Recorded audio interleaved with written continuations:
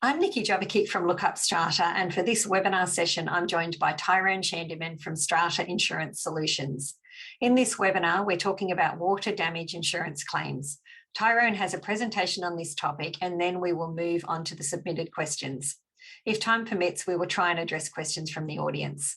As this webinar is a national webinar, if Tyrone refers to state legislation, he will mention which state's legislation he is referring to. During the Q&As, we'll mention the state at the beginning of each question. Before we begin, I'd like to mention that the information contained in this session, including the discussions that arise from submitted questions, is not legal advice and should not be relied upon as legal advice. You should seek independent advice before acting on the information contained in this session. Very shortly, we'll be joined by Tyrone Shandiman from Strata Insurance Solutions. Tyrone began his insurance career in 2004, working in various roles within the financial services industry. In 2011, Tyrone established an insurance brokering firm. The business has grown to service over 500 clients with a team of 4 and a strong specialisation in strata insurance. Tyrone's key focus is building long-term relationships by servicing clients in line with the key principles of advice, value, trust and choice. In 2016, Tyrone was awarded Queensland's Young Insurance Broker of the Year. This is awarded to insurance brokers under 35 who exhibit an outstanding level of professionalism and integrity. Tyrone is also a regular contributor to the LookUpStrata site, providing articles plus answering many of the Strata Insurance Q&As we receive from our audience. His responses regularly appear in our twice-weekly newsletters and monthly or bi-monthly magazines. We have almost 1,000 blog articles on the LookUpStrata site, and Tyrone has authored or co-authored over 60 of these. Here he is for the 3rd time joining us today for a webinar, and he now holds, as of today, the record for the largest number of registrations, with over 900 people registering to join us today. We thank you all for your interest and support and for joining us, and welcome Tyrone. Thanks for joining us again today. Hi, Nikki. Thank you for having me. It's my pleasure to be a long-standing supporter of LookUpStrata. Your publication is the leading industry publication for the strata industry, and I regularly refer a lot of my clients to LookUpStrata that have questions. So thank you for having me today. So I just wanted to start by saying that there will no doubt be follow-up questions from this presentation today. I'm more than happy to provide my time at no cost to people who are LookUpStrata guests in today's forum. So if you do have a specific question for me, my contact details will be provided to you at the end of this presentation. So thank you. All right, so let's bring up the presentation today. So Nikki, we're good there. You can see the presentation. So I can. Yep. Yeah, that looks fantastic. You're right to go ahead. It looks really good. Thanks, Tyrone. Okay, thank you. So why are we here today talking about water damage in strata insurance? It makes up 45% of all claims in strata, and they are often the most contested claims because strata insurance, because water damage claims have a component of damage that is and is not covered. They can also be very, very technical claims in nature as well. And they are the most preventable claims in strata. So let me just go next slide. Okay, so today what we're going to talk about, I'm going to give you a basic understanding of how policies respond in strata. We're going to talk through a few case studies, and I'm going to give you some information on how to prevent water damage claims. At the very end, we're going to answer some questions. So today's presentation goes for about 20 minutes, and then there's some Q&A at the very end. Okay, so when we look at strata insurance, there are 3 components of a claim. So the first component is the leak itself.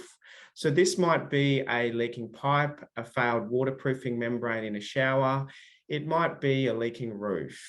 Then we have the exploratory costs. So in some claims, you cannot find the leak straight away. So it might be that you have to remove tiles on a wall or a gyp rock on a wall to expose a pipe, or remove tiles in a shower membrane to expose the waterproofing, in a shower recess to expose the waterproofing membrane.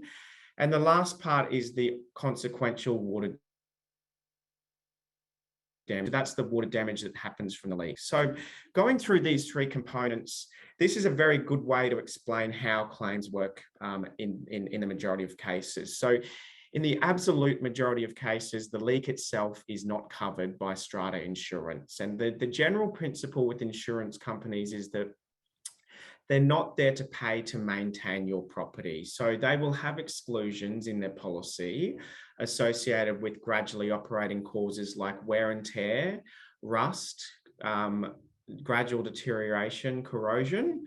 And they also exclude cost of rectifying faulty workmanship and defects as well. So then we go on to the next portion, which is the exploratory costs. And this is often contentious with insurers because most policies will have an exploratory costs benefit in their policy, but they, at the very end of that benefit, say that they do not cover costs associated with excluded causes, such as wear and tear, gradual deterioration, building defects, etc. So exploratory costs, while it looks like there's a benefit in the policy, the insurer generally says, we don't want to pay for any of the costs associated with maintenance, which is fixing the leak. So in the majority of cases, we find exploratory costs aren't covered by insurance. Now, when you find a leak is covered, is when the leak is caused by a sudden and accidental event. So that might be that you have in a pipe an extreme buildup of pressure from a source of water, or it might be that you've had in a shower membrane that there's been severe impact to the membrane and that's caused a leak. Or on a roof, it might be that there's been a major storm and it's blown tiles off the roof. So there are times when leaks and exploratory costs are covered, but in the majority of cases, insurers don't cover those two things. But then we go on to the consequential water damage. So in the absolute majority of cases, the insurer will cover consequential water damage as part of the claim.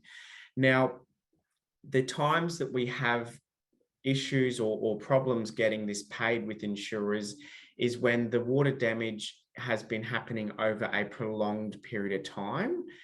It becomes even more difficult when you've had several insurers over many years and the water damage has happened over a period of time over various insurers as well. So I guess the long and short of this is that the leak and finding and fixing the leak is generally not covered, but water damage itself is covered by the policy. So now I'm going to jump into some case studies and I'm going to give you two of the most common case studies in strata insurance. Okay, so this first claim, we had a client who had water damage within their unit in the ceiling in unit 21. They engaged a plumber to remove the water damaged ceiling. And when they did that, they weren't able to find the source of the leak. So the plumber went upstairs to unit 31 and there was no water damage, but they removed a section of the toilet wall and found a rusty pipe that was leaking. So in this particular claim, there are three items that needed to be fixed. Firstly, the rusty pipe. Secondly, the wall in the upstairs unit in 31 to find the pipe. And thirdly, the ceiling in unit 21 below, which was water damage. So going through step by step on each of those items that were damaged, first and foremost, we know the pipe is excluded because there is a rust exclusion and a gradual deterioration exclusion in all strata policies. The exploratory costs associated with that claim were also not covered because the exploratory cost benefit has an exclusion for gradual deterioration and wear and tear, where the source of the leak is from gradual deterioration or wear and tear. And finally, we have the gyprock ceiling in unit 21. So I guess that was removed for two reasons. Firstly, to find the leak, but secondly, because there was water damage to the ceiling. And we say that the water damage in this instance is covered for the ceiling in unit 21 because that happened first. So essentially, of the three items, essentially the claim was paid for unit 21, but unit 31 had to pay to fix their pipe and for the wall remove the wall to expose the pipe. So the next claim is a waterproofing membrane, and this is probably one of the most contentious claims in Strata. So I'm sure we get lots of questions through LookUpStrata on membranes, but I wanted to show you on the left of the screen, that picture shows you what a membrane actually is. So this is a bathroom that's under construction. You can see on the walls that there is gyprock. And on the floor, there is like a plywood subfloor product.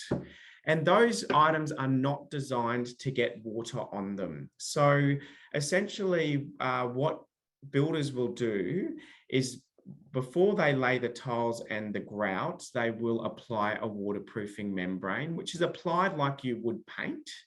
And that membrane stops water from going on the gyprock walls and the plywood subfloor.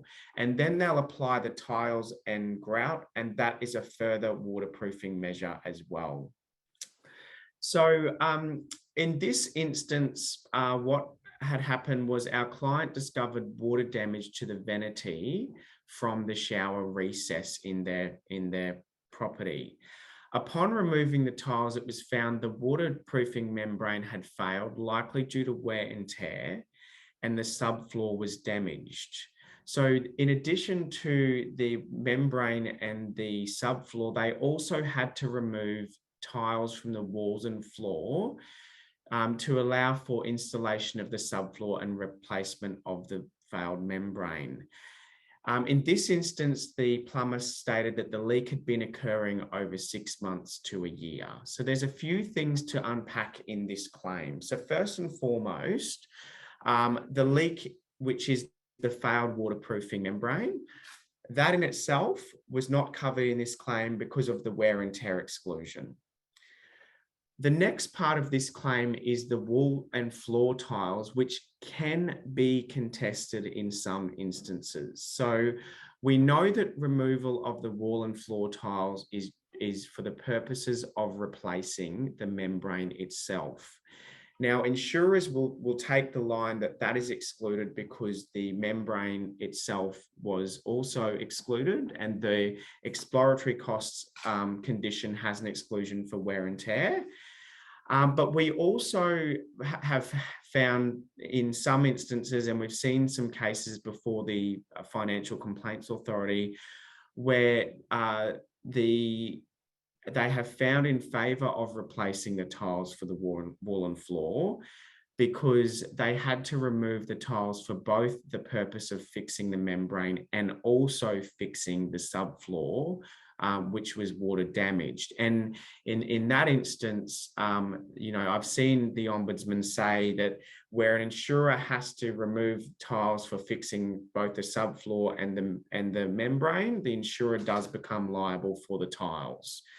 And finally, we have the leak, which has been occurring over approximately 6 months to a year. Now, again, with leaks, the insurer covers sudden and accidental damage. So insurers can run the argument that a leak over 6 months to a year is not sudden and accidental. I've seen we've seen some complaints and cases run with insurers and the Complaints Authority where the insurer doesn't define what sudden is in their policy wording. And even though it might imply that a gush of water is sudden, the policy doesn't specify that as such. And also, we know that as soon as the water goes through the membrane and goes to the subfloor, it starts to damage the floor in a suddenly as soon as that water gets there. So in this particular claim, and this was one of our claims, we were successful in having the insurer pay for both the subfloor and the wall and floor tiles. But I will say that running the argument on the tiles will get a lot of pushback from insurers, and you will likely have to put a very good dispute through dispute resolution, because insurers don't want to pay for maintaining properties. But I guess I'm giving you some ways on how you might be able to dispute these claims and get them considered by insurers. Tyrone, if I can just jump in really quickly, there's just a question that's come in on some clarification, and Yes. Kathy's just asking, in each example, is the OC insurance or lot insurance that's being claimed against? In both, it's definitely the strata insurance. So essentially, strata insurance covers all fixtures and anything that's permanently attached to the building. The lot owner's insurance only covers contents items, and they include things like carpets and floating floors, blinds and curtains, and all other contents items that essentially, if you pick the unit up and shook it, everything that falls out is content. So in both instances, kitchen and bathroom fixtures and fittings are strata insurance. Okay, thank you. Excellent. Thank you. Excellent. So consequences of claims. Water damage claims are the least favourable claims for strata insurers. The reason for this is that one or two claims, particularly in the same area, can be a lead indicator for the insurer that there are more claims to come, because it could, if you've got 2 membrane claims in a year, it could suggest to the insurer that the waterproofing membranes in the shower are starting to fail, and that there could be more claims on the way. So the consequence of claims on your claims history is that it does give you an adverse claims history with insurers. And the consequence of that is that they may load the premium. And I've seen insurers load premiums by as much as 50 to 100% in some instances. What is common when there's a series of claims is insurers will impose higher water damage excesses. And I've seen it's not uncommon to see a $5,000 water damage excess, and I've seen excesses for water damage as high as $20,000. Why do insurers do that? It encourages an owner to take preventative maintenance actions in their unit. If they know that there's a $5,000 water damage excess, but it will only cost a couple of $100 to engage a plumber to inspect all of their plumbing fixtures and fittings, it may encourage owners to go the plumber option as opposed to waiting for a claim and paying the excess. In the most extreme instances, insurers may impose special conditions. I have seen a policy where an insurer has required that 120 hot water systems within a complex be inspected before they will offer cover, and anyone that missed those inspections, had a $20,000 water damage excess in their complex. And the final one, which is common, is insurers will decline to offer quotes if they see an adverse claims history. Now, what is an adverse claims history? It differs from insurer to insurer. So some insurers have guidelines which say, we won't insure you if you've had 2 or more water damage claims. And they could be a couple of $100 claims. Some insurers will look at loss ratio. So they'll say, what is the premium that we're collecting and what is the claims? And when we look at loss ratio, just remember that insurers don't just budget for water damage claims. They must also consider their major catastrophic claims as well. So they look at less than 30% for non-catastrophic claims, which would include water damage claims. So a premium ratio of less than 30% of claims paid out of the premium for water damage claims. Of course, prevention is the best. It's better to prevent claims than have them. Not only are they inconvenient for owners, it's also good to prevent them because it helps your claims history. And I'm just going to quickly run through, and this is the last part of the presentation. I'm going to quickly run through 5 things that all owners could do, which would significantly reduce the amount of water damage claims in a strata complex. If every property did this, water damage claims would not be the largest source of claims in strata. So the first one is failed waterproofing membranes. Okay, so waterproofing membranes are found in showers and balconies, most commonly in strata. You might sometimes also see them if there's a cement roof or something along those lines. So you might see it where you've got other areas of a property where there's like a cement a cement roof or balcony as well. So we know that membranes, particularly in showers, have a lifespan of about 25 years.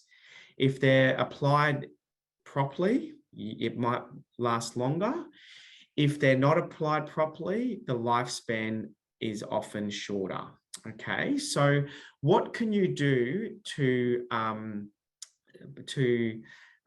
take preventative maintenance measures on a membrane? So you would engage a plumber, and what the plumber would do is they would inspect your shower recess, repair any damaged grout, and apply silicone seals to the property.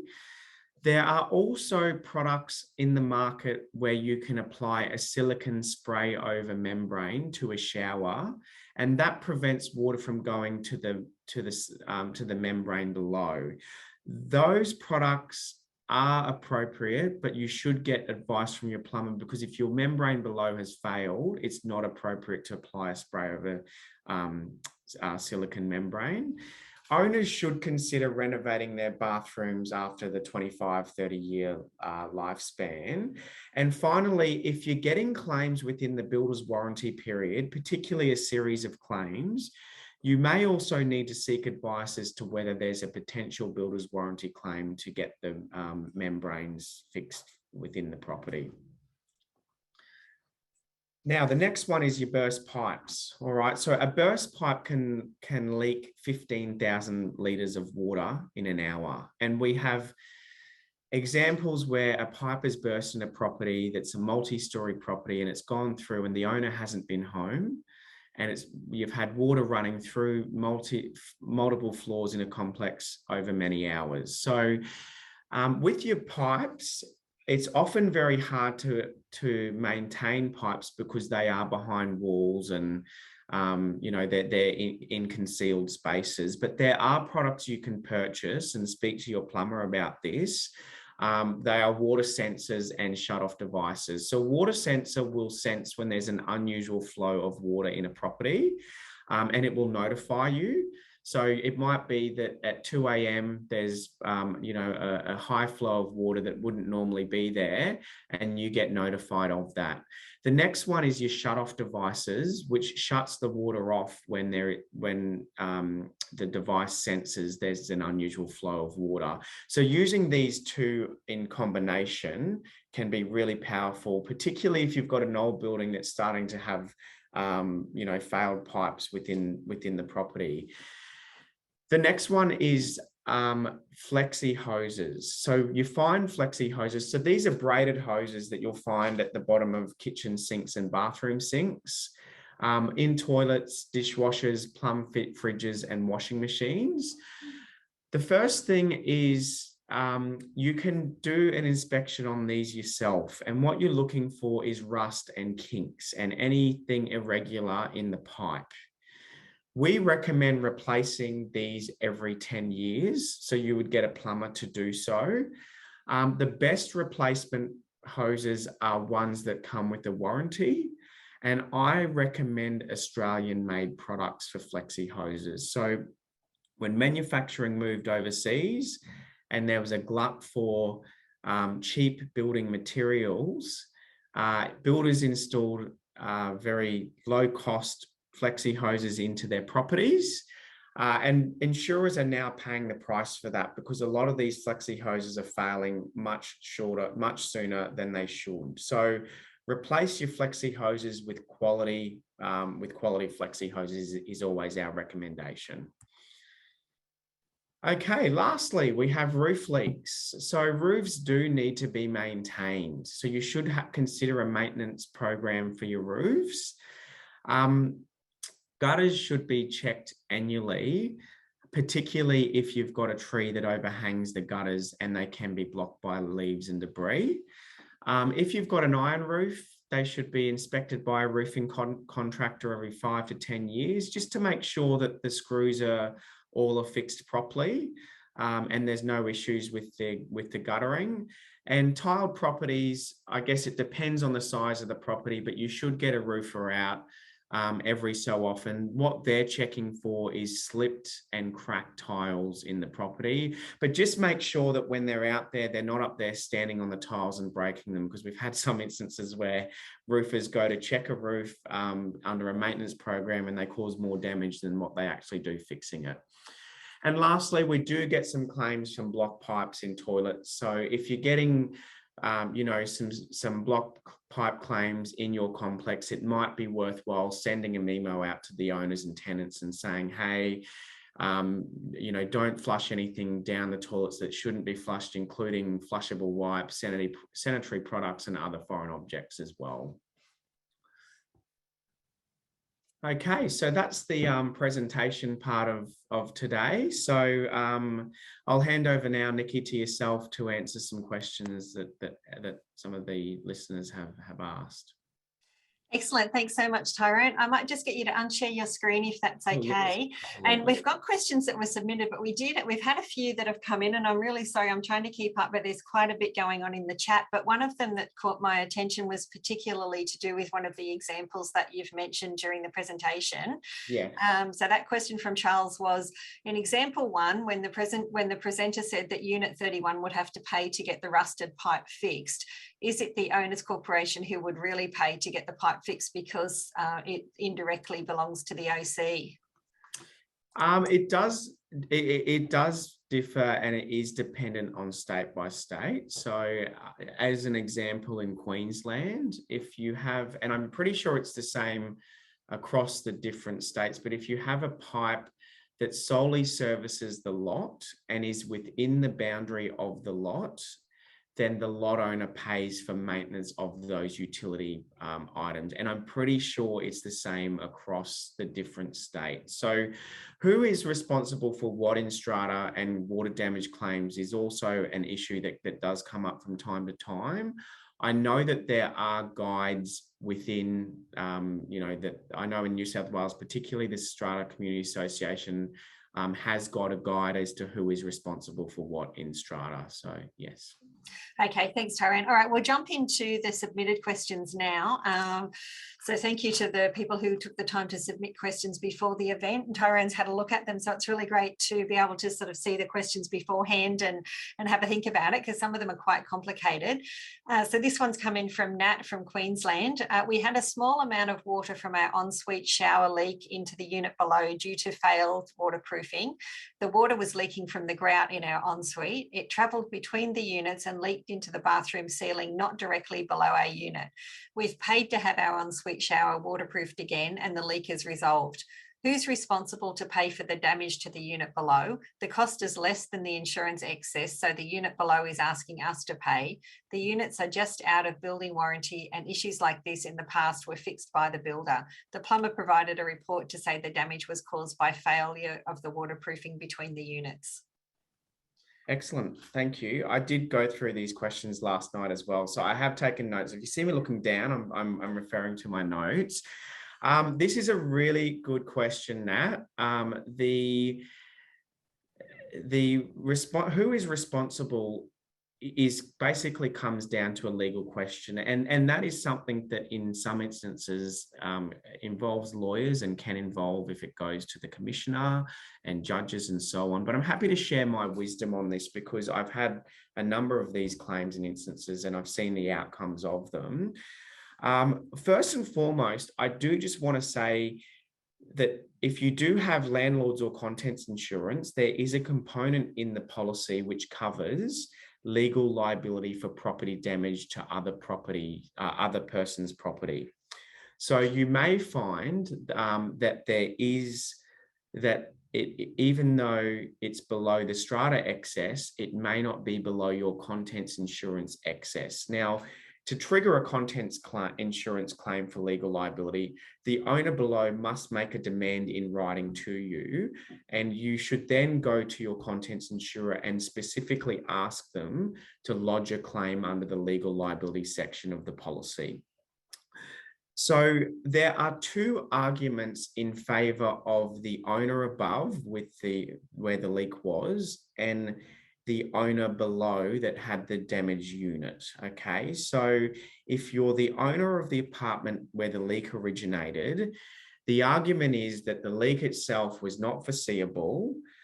It could not have been prevented by any type of prior maintenance, and your response to the leak was adequate.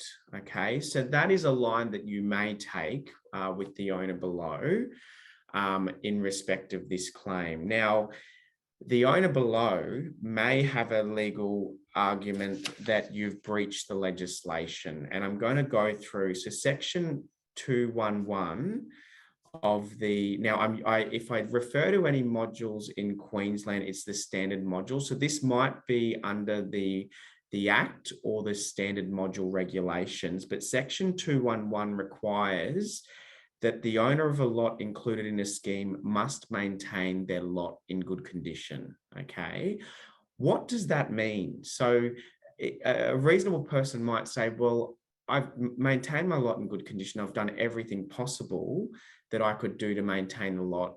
Have I met that standard? Well, there's been a case that the Queensland District Court refers to, and that particular case is Magog number 15 Proprietary Limited versus the body corporate for the Moroccan. So this was owner versus body corporate, but it can give you some understanding as to what the threshold of maintaining in good condition can actually mean. So the judge said in that case, the duty is not one to use reasonable care to maintain and keep in good repair the common property, nor one to use best endeavours to do so, nor one to take reasonable steps to do so, but a strict duty to maintain and keep in repair. The duty to maintain involves an obligation to keep the thing in proper order by acts of maintenance before it falls out of condition, in a state which enables it to serve its purpose for which it exists. Thus, there is an obligation not only to attend to cases where there is a malfunction, but also to take preventative maintenance measures to ensure that there not be a malfunction. As soon as the property is no longer operating effectively or at all, or has fallen into disrepair, there has been a breach of this duty. So the duty to maintain in good condition actually is very high for lot owners. So essentially in this case, there's two arguments to run. I think it may favour the owner of the damaged property in this instance, but if it was me, I would refer to your contents insurer, and there may not be an excess for legal liability claims under your policy for contents. So yes, hopefully that answers the questioner's the question. Yeah. Thanks so much, Tyrone. That's great. Okay, we'll move on to this other question. We don't actually have a state for this question, but I think it's a fairly broad question and it would probably cover nationally anyway. So this one is, if our water damage insurance claim is successful and the insurance company pays out the claim, will our insurers put up our premium for the following years to cover their payout costs? Yes, so I think refer back to the presentation in this one. So the short answer is that it depends on the claim itself. So what is the amount of the claim? How many other claims have you had as well? So if it's a one-off $500 water damage claim, you haven't had another claim in your last 5 years, it is unlikely to impact your claims history. If it's a significant claim, it is likely to affect your claims history and your premium. If you've had a series of claims, some insurers will not cover you as well. And it does differ from insurer to insurer. And I believe that you asked about whether it goes state by state. No, it doesn't. So it does differ by insurer to insurer as to how that will apply. But the best advice I can do is to check with your insurer or broker on the specific circumstances related to your policy and the claim as well. Okay, and can I just ask a question on that, Tyrone? So are you finding that in some instances claims are not being made and the body corporate or the owner's corporation is actually fixing the repair rather than putting a claim through insurance? Does that happen?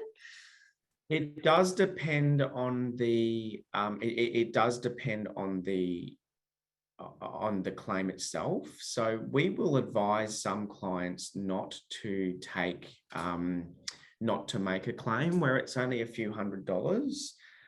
because there's no benefit. It costs the insurer more to administer the claim than what they pay out. When it starts to become a significant claim, it can be a commercial decision of the body corporate whether they want to step in and pay for the repairs. I think there can be an argument that the body corporate cannot pay for repairs inside a lot. So that's also, another consideration with regard to water damage claims. But there are some instances, particularly where a body corporate is trying to improve its claims history. There are some instances where an owner or body corporate will decide it's not commercial to lodge a claim. Okay, thank you. Just on the question that I can see from Margaret, she's asked if there's a similar obligation, going back to the previous question, to maintain a lot in good condition in New South Wales. So the New South Wales legislation does not have that obligation in it. I did a search. It does require that the owner's corporation maintains common property in good condition, but it doesn't have that strict obligation in it in New South Wales. Okay, and I might just put a quick call out. We've probably got some legal representatives here from New South Wales or Strata managers, and if you've got any information on that, if you can pop something in chat, that would be fantastic. Yes, excellent. Okay, Victoria this time from Errol. Our 4-level apartment building has an embedded gas hot water system. One of the hot water meters in the ceiling in the corridor outside an apartment failed, leaked water onto the corridor carpet and damaged the floating wood floor inside an apartment. The meter was specific to the damaged apartment. Is the apartment owner liable for the large insurance excess on the OC claim? As the meter is the property of the utility company, was the liability theirs in this situation? Yeah, so specific to the apartment. So with regard to excess, okay, in Victoria, the legislation is silent. I wish every state adopted Queensland's legislation because it actually talks about excess, whereas every other state in Australia does not talk about excess. So we then have to go to what are judges saying in these cases, all right? So the meter was damaged. Is the apartment owner liable for the excess? So in this instance, how Victoria works is they work on the benefit principle, all right? And I'm going to read to you a judgment by Paisley versus the Owners Corporation for PS 55240. So look this up on Google because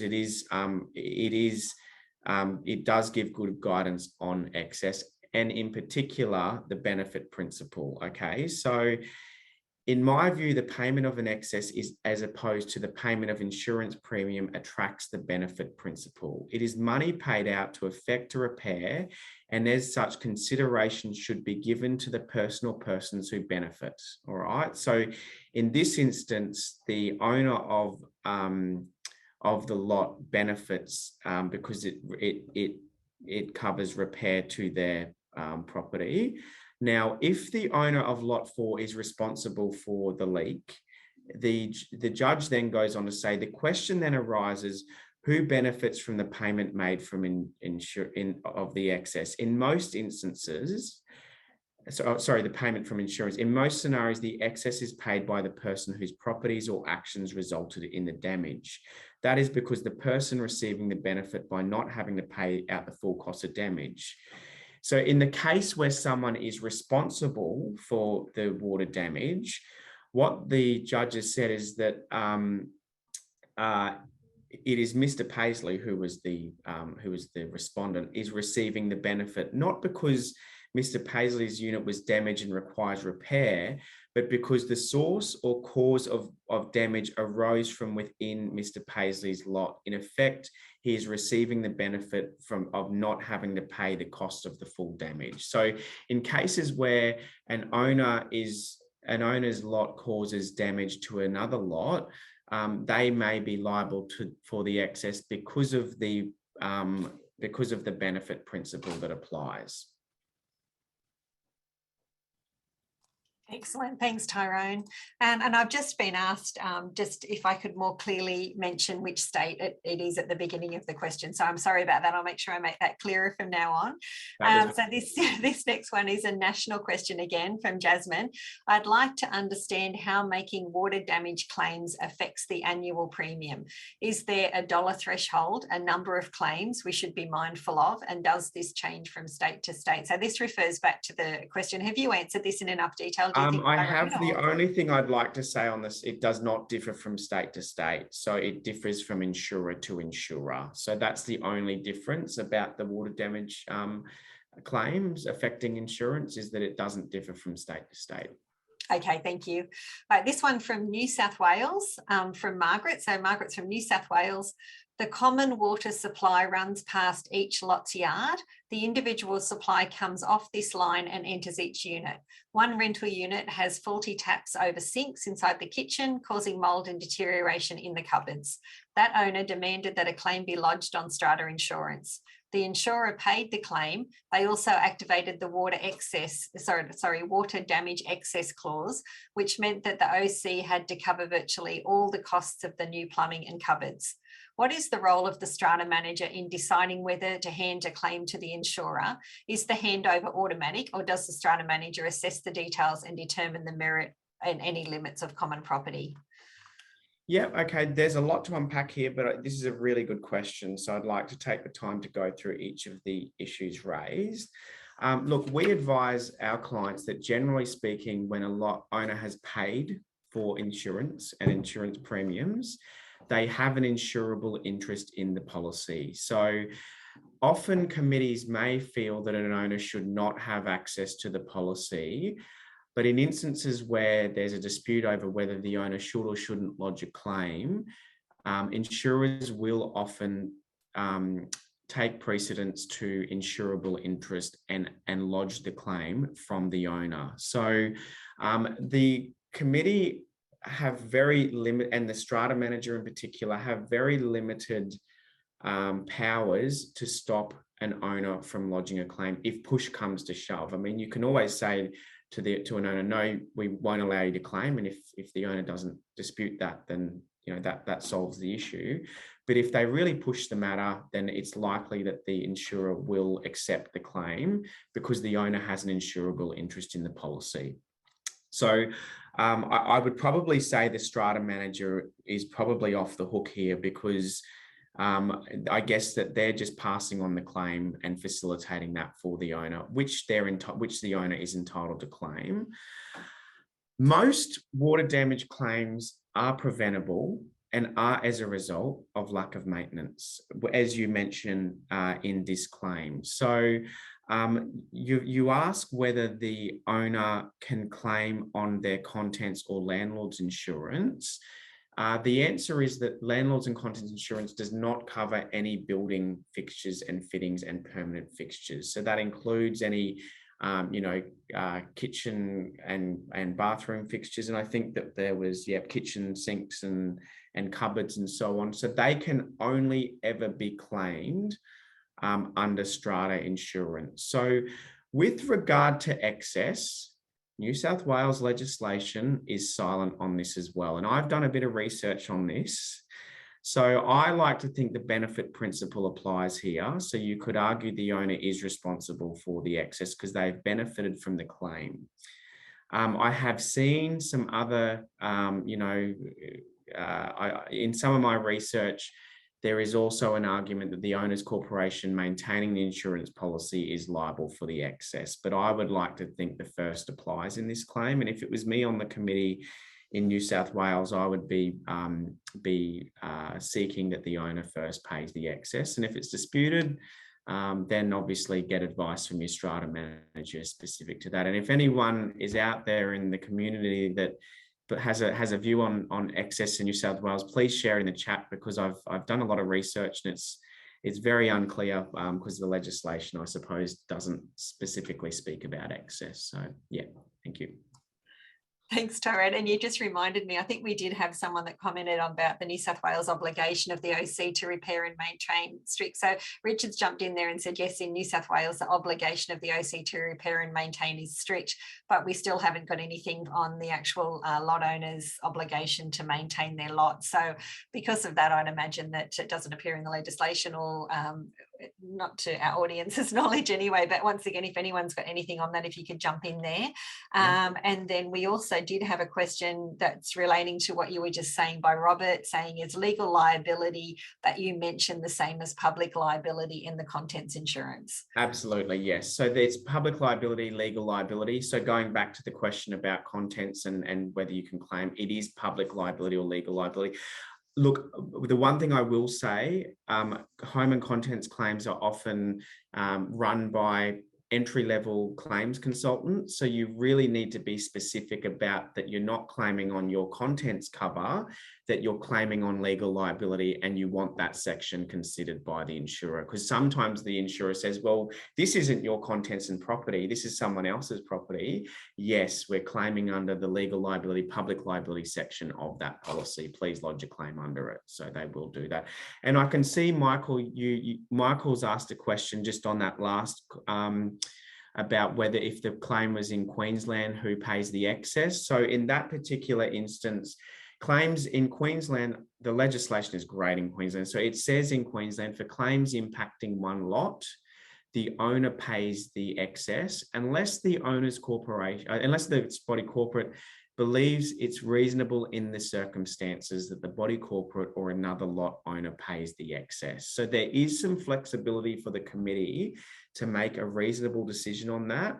But generally the owner, if it's a one lot claim, the owner pays the excess. If it's two or more lots, the body corporate pays the excess unless the body corporate feels it's reasonable that someone else should pay that excess. Wonderful. Okay. We had another one from Queensland. So this is from Queensland. It's a question from David.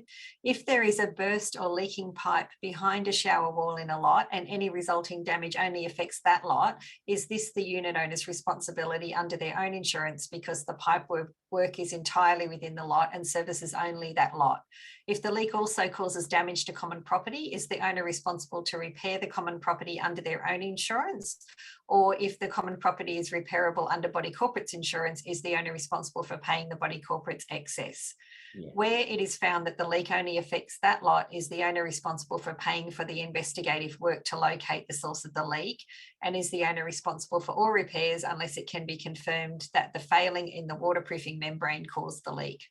Yes. So David in Queensland is very close to getting this correct, but I want to just say that this is a common misconception in insurance, that you need to understand firstly the duty to maintain and the duty to insure, and what is and isn't covered by insurance. So David is right in that an owner is responsible to maintain everything inside their lot.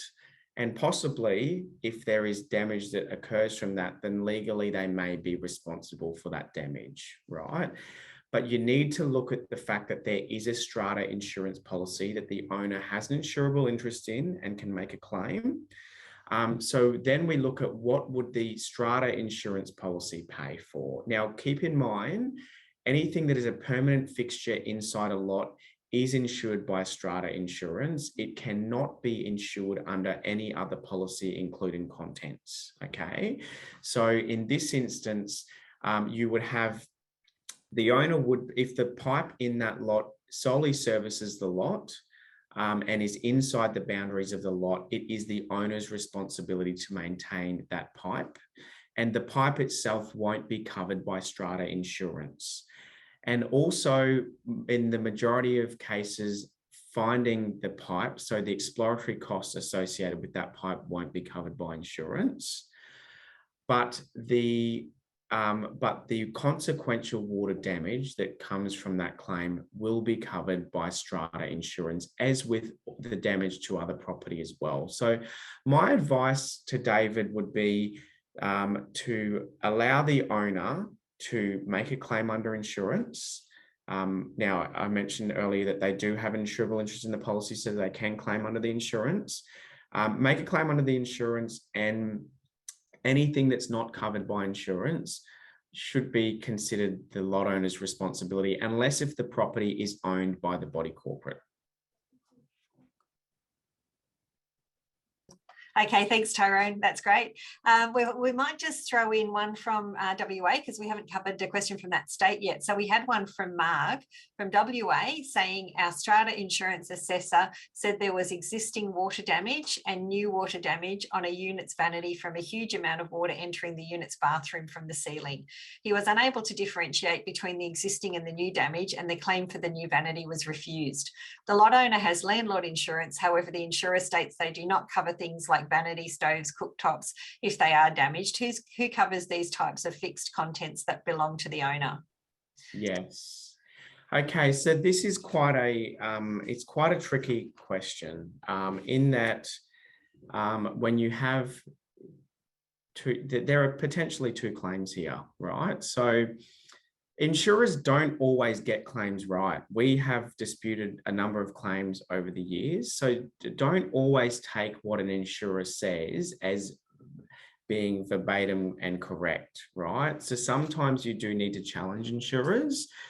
The first thing is, how long has the insurer been on risk here? Have they been the insurer for the last 10 years? And were they likely the insurer at the time of the first incident?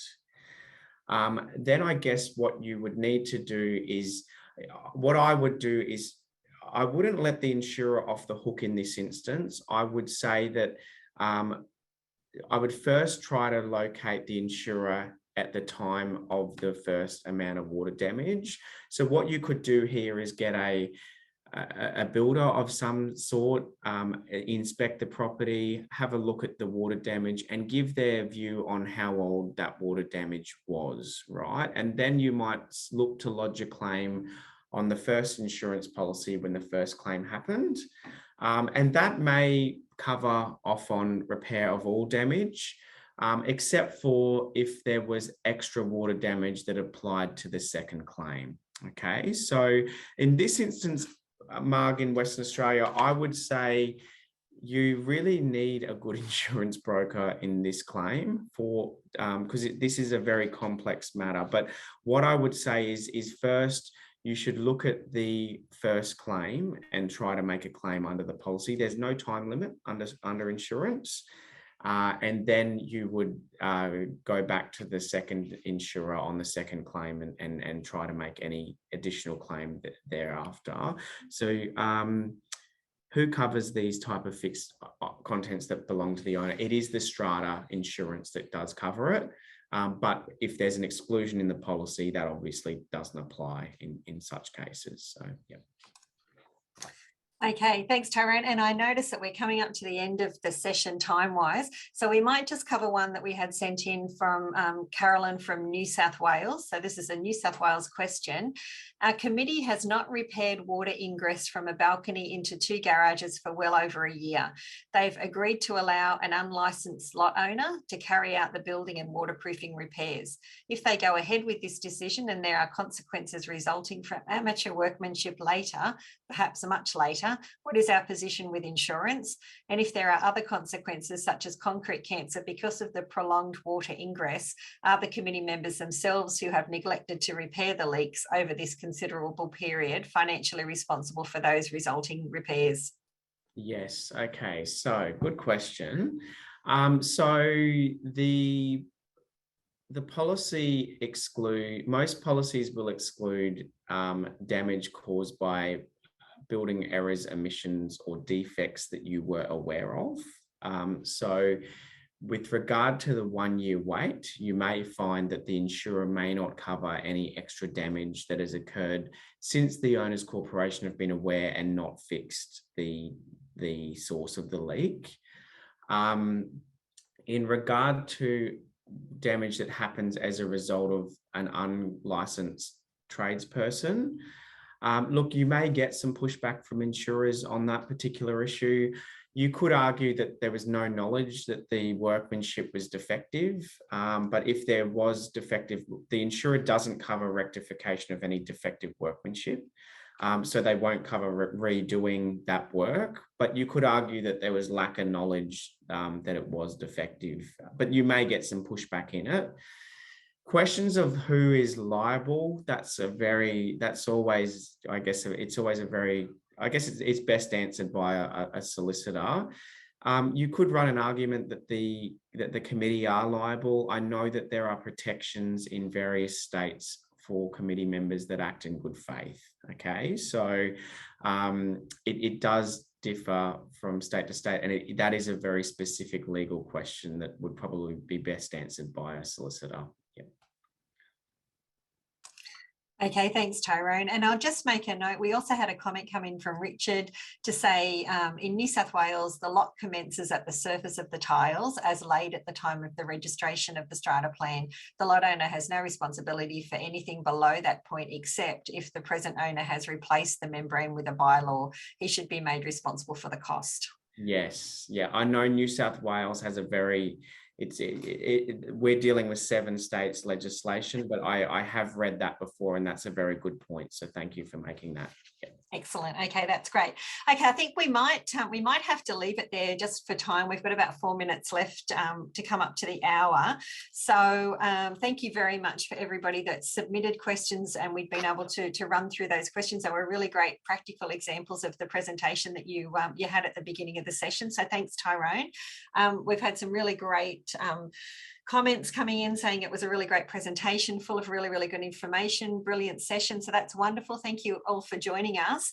So if you did happen to submit a question either via chat or you sent it in to us previously and we haven't had time to address it, we're really sorry for that. I'm sure, Tyrone, you'll be able to help us out with answering a few questions over the next few weeks. Excellent. Yes, I'm more than happy to answer questions. So please, I may take some time to get to them because there's 900 registrations, but please shoot me an email if you've got any questions. I'd be more than happy to give my assistance, particularly with some of those tricky claims that we mentioned today. It's often hard to answer a question, a 3-paragraph question. Sometimes you need to delve into a claim, read the reports, and really look into it a bit further. So, but I'm more than happy to help out LookUpStrata guests today as well. So please send me an email. Excellent. Thanks so much, Tyrone. And you can also as well jump onto the site and submit it during our Strata or via our Strata Ask a Strata question page on the LookUpStrata site, and we can forward those through to Tyrone as well. And we'll get back to you as soon as we can. But as you'd be aware, we're pushed for time always. But before we go, I'd like to say a very big thank you to you, Tyrone, for spending the time and sharing this Strata insurance knowledge with us. I'm sure you'll be back joining us for another webinar down the track as well. Excellent. Yes, I'd be more than happy to join. Thank you, Nikki. Wonderful. And then before we go as well, at the end of each session, we always like to ask our guests to share any news that they have, something recent that's happened to them. And I believe you do quite a bit of advocacy, Tyrone, working regarding insurance. And would you like to tell us about what's happening? I believe you've got some news there. Yeah, so I'm a member of the Northern Australia Insurance Lobby. And for those in Queensland, North Queensland, that are paying 10 to 20 times as much as the insurance cost in Brisbane and other parts of Australia, there is a reinsurance pool that is facilitated by the government that's due to come out in July this year. The legislation is going to be before the Parliament before the next election. The government released some draft legislation in December, which we I guess we lobbied for some changes within that legislation. There have been some concessions made, as I understand it, but I can't tell you what they are until the minister releases them. But there is some really good news coming out for people, particularly in Strata, in North Queensland. So yes, watch this space. It should be in the coming weeks or possibly next week. Excellent. That's really, really good news, Tyrone. We have lots of subscribers that live up in that area, and we do tend to put some information out that you send through to us. I'm sure if you'll put something into an article for us and we can push that out to our readers and they can be informed about what's happening up there. So that's wonderful. Really, really good news. And thanks for the work that you do in that area as well. Excellent. Thanks, Nikki. Thank you very much. Okay, so thank you for joining us, everyone. We hope to see you at one of our regular webinars in the future, and please keep an eye out for upcoming LookUpStrata events in our regular publications. So thank you so much, and goodbye for now. Thank you, Nikki. Thank you. See you later.